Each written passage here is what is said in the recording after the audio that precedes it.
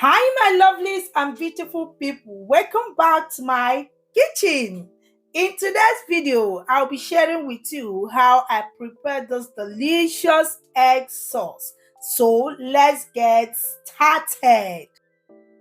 In a clean and dry pot, I'm going to be adding the vegetable oil. You can use any oil that you prefer.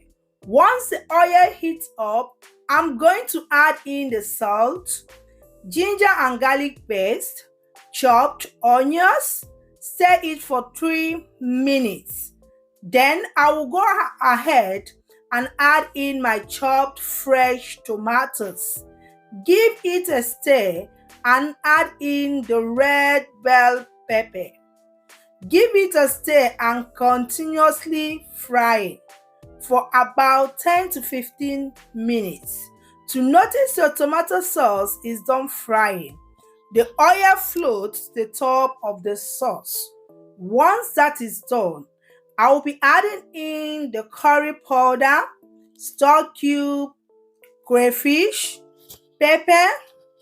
Then I'll add in my leftover meat and a little stock fish, smoked mackerel fish. I cut it into pieces just for extra flavor, but this is optional. Give it a complete stir. I'm going to pour in the beaten eggs gradually into the tomatoes, then allow to cook on a medium heat for 2 minutes before stirring. Exactly 2 minutes now, I will give it a gently stir. It is now time for me to add in my vegetables. But if you choose not to add yours, it is okay. Or you can make use of any vegetables of your choice. I am using spinach. Once I'm done adding it to the pot, stir well to combine. Then cover and allow to steam for 1 minute. 1 minute later, our egg sauce is ready to be served.